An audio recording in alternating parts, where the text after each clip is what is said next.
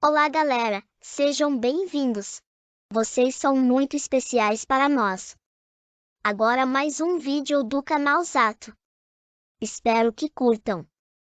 Não esqueçam de se inscrever, compartilhar e deixar seu like. Até mais!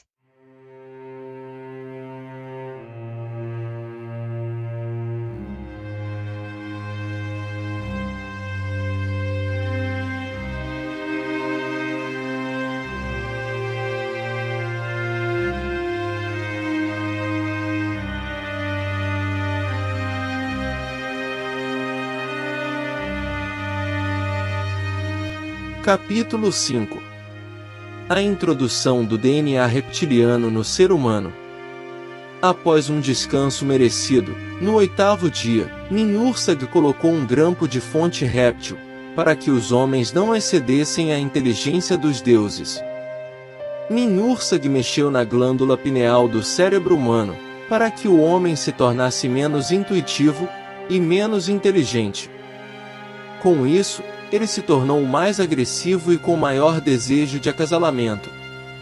A população da Terra aumentava fora do controle dos Pleiadianos, gerando motins entre os homens Lulus e os Anunnakis, nas frentes de minerações.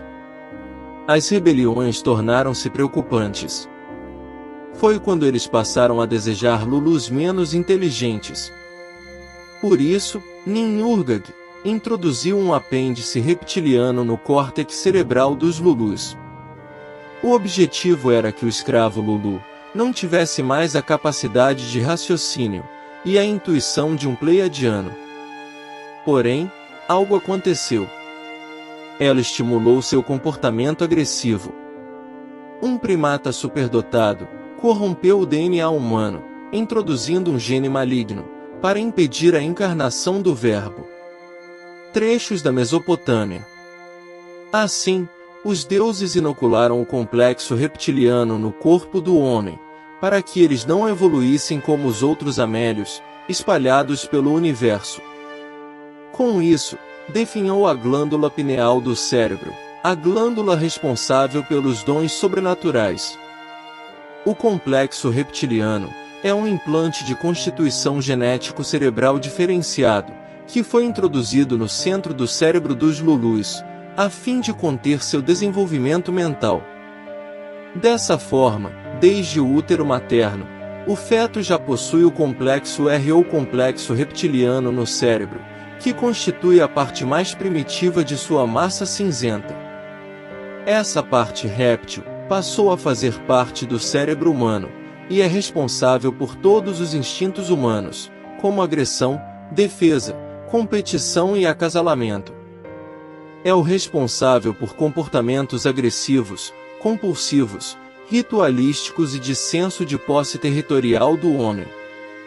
Esse apêndice reptiliano é encontrado em todos os animais de sangue frio como os répteis. Do ponto de vista social, o complexo R é o cérebro dos instintos, da capacidade de segmento fácil de grandes movimentos fanáticos de massa, como movimentos religiosos, políticos e outros. Faz com que o homem seja facilmente sugestionado por símbolos e crenças. Ninhursag mudou a estrutura do DNA dos homens Lulus, trabalhando com a regressão temporária de 12 para 2 hélices de DNA. Ela desconectou as 10 fitas do sistema endócrino, paralisando parcialmente a produção das glândulas pineal, pituitária e do hipotálamo, a fim de se atrofiarem. Além de desatar as fitas de DNA, a geneticista colocou implantes dos répteis nos corpos dos homens, a fim de impedir que as fitas se reagrupassem. Com a implantação desse complexo réptil no cérebro humano, houve o atrofiamento da glândula pineal. Trata-se de uma pequena glândula endócrina, localizada perto do centro do cérebro, entre os 2 hemisférios cerebrais. Essa parte cerebral é responsável pela manutenção do funcionamento vegetativo do organismo, ou seja, por todas as atitudes que fazemos de forma automática como hábitos. O estímulo dessa parte do cérebro faz com que o homem possua distúrbios de interpretação, dando origem à paranoia ou distúrbios psicóticos, aumentando o estímulo instintivo, de defesa pessoal contínua e agressividade. Quando estamos tomados pela raiva, nossa parte réptil cerebral anula a parte racional de nosso cérebro, dando vazão às emoções primitivas. Dessa forma, se ele se tornar inoperante, ele próprio faz com que o homem busque a autodestruição. Todos os assuntos sociais são, no fim, dependentes do cérebro réptil do homem. David Icke. Ao longo dos séculos, a glândula pineal se atrofiou tanto a ponto de se tornar uma estrutura cinza-avermelhada do tamanho de uma ervilha. Ela se calcificou a ponto de ser visível por raio-x. Todavia, alguns seres humanos teriam de deter o poder de uso dessas glândulas, pois a lei universal é que todas as raças tenham o direito de permanecer no curso da evolução espiritual. Os que ficaram isentos do grampo reptiliano são os homens considerados paranormais. Em um de seus livros, Zecharia Sitchin comenta as similaridades entre o cérebro de um réptil e um cérebro humano. A verdade é que no centro do cérebro repousa nossa porção réptil, o complexo reptiliano. As leis cósmicas fundamentais fiscalizam a criação da vida em todas as dimensões, planetas e formas. Toda raça faz parte da inteligência matriz universal, tendo o direito de evoluir, sem a manipulação e a interação de seres de outros planetas. A punição pela infringência da lei cósmica pode ter sido o motivo pelo qual os pleiadianos foram expulsos da Terra. Nas últimas décadas, raças presentes na Terra continuam mexendo na glândula pineal do homem, a fim de que ela produza cada vez menos seu hormônio, a melatonina. A deficiência no organismo desse hormônio tem sido responsável pelo mal do século. A depressão. Segundo René Descartes, a glândula pineal é a moradia da alma. Que mistério há nessa glândula?